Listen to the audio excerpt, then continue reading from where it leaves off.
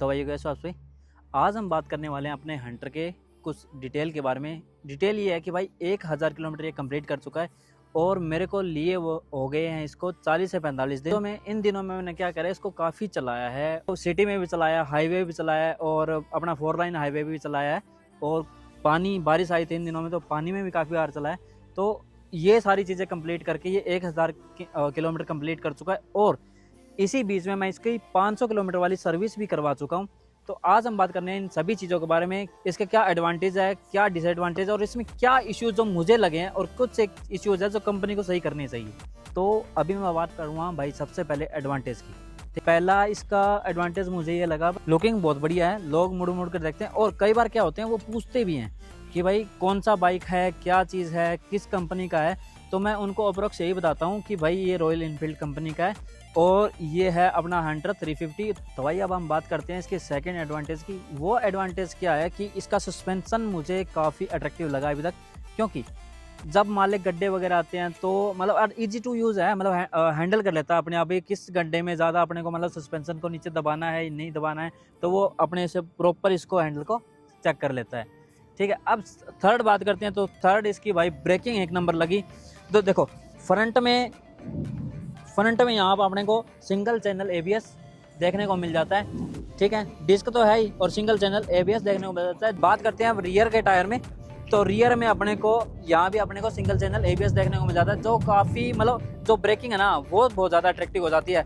मान लो 100 की स्पीड में भी इसको ब्रेक लगाएंगे तो एकदम से अच्छे से रुक जाता है और एबीएस है तो इस वजह से गिरने गुरने का कोई चांस नहीं है। फोर्थ एडवांटेज मुझे जो सबसे बढ़िया लगा वो है इसके मीटर में।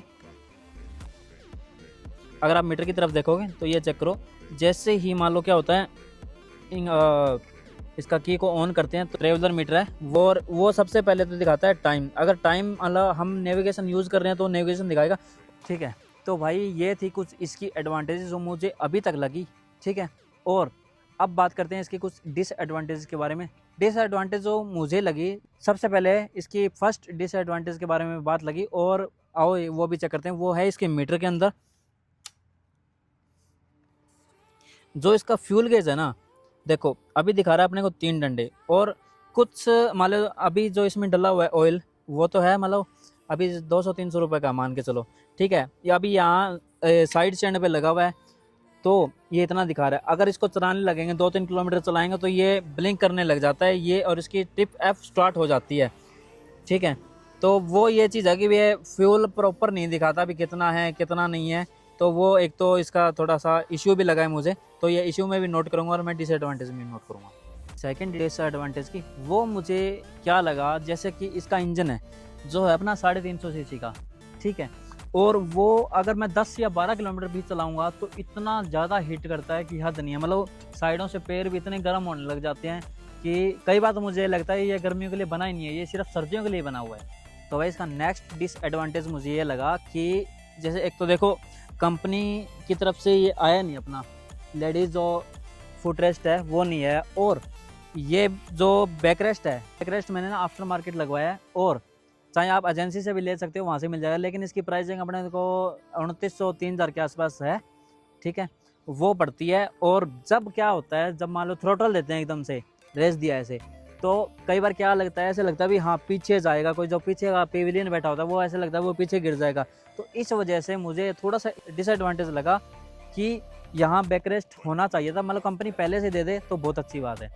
और क्या है, जब एक तो 350 सीसी का इंजन है तो थ्रोटल में कोई कमी नहीं है भाई, 1 नंबर जाता है, जैसे दबाते हैं तो वो 1 नंबर भागता है। तो ये चीज़ मुझे काफ़ी अच्छी लगी है इसकी। तो भाई ये थी इसकी एडवांटेजेस और डिसएडवांटेज। अब बाद हम बात करते हैं इसके इश्यूज़ की। इश्यूज़ जो मुझे सबसे पहला ये लगा कि जो ये अपना मीटर है, बस इसके अंदर जो फ्यूल गेज है ना वो प्रॉपर दिखाता नहीं है भी कितना और इसमें है पेट्रोल कितना नहीं है, बस ये है। और जो अपना E20 का आया है अभी सीन, जो अपना अभी E20 का आया है, तो यहाँ एक पॉइंट ये ऐसे ले जाता है भाई E20 सपोर्ट करता है। और नेक्स्ट हम बात करते हैं भाई इसके इंडिकेटर्स की। जो इसके हेलोजन इंडिकेटर्स हैं वो भी मुझे कुछ इश्यू लगते हैं। वो कई बार क्या होते हैं थोड़ा सा स्लो ब्लिंक करते हैं, कभी कभी फास्ट ब्लिंक करते हैं। ये हो सकता है मेरी प्रॉपर इसी बाइक में अगर कोई कमी हो या अगर कोई सभी में अगर कमी है तो वो मुझे कुछ इश्यू लगा है। ठीक है, जो एक इशू और लगा है मुझे, जो रियर डिस्क ब्रेक है इसकी, इसके अंदर जब भी इसको मान लो हम दबाते हैं तो एक आवाज़ आती है ची ची ची ची की, मतलब वो अभी भी कंपनी की तरफ से भी सॉल्व नहीं है। मैं उनको 2-3 बार बोल चुका हूँ, फिर भी वो बोलते हैं अभी वाटर की वजह से आती है, पानी की वजह से आती है, गीला हो चुका है इस वजह से आती है, बस ये कुछ इश्यूज़ है। तो भाई साहब अभी हम बात करने वाले हैं अपनी राइडिंग एक्सपीरियंस के बारे में। लो भाई, सबसे पहले आप इस मीटर की तरफ देखो और यहाँ चेक करो, जो अपन ने बात डिस्कस करी थी, ये फ्यूल गेज का आ गया। पहले इसने दिखाया भी 3 डंडे पड़े हैं और अब ये ब्लिंक करने लग गया, ठीक है। तो यहाँ पता लग गया अपने को कुछ इशू है और ये कंपनी को शॉर्ट आउट करना चाहिए। अब मैं बात करता हूँ इसके अपने राइडिंग एक्सपीरियंस की। तो जो राइड है ना भाई, राइड मुझे लगी है 1 नंबर, सच में ये मुझे ठीक लगी है। क्योंकि जो एक तो देखो क्लच है वो काफ़ी स्मूथ हो गया पहले से।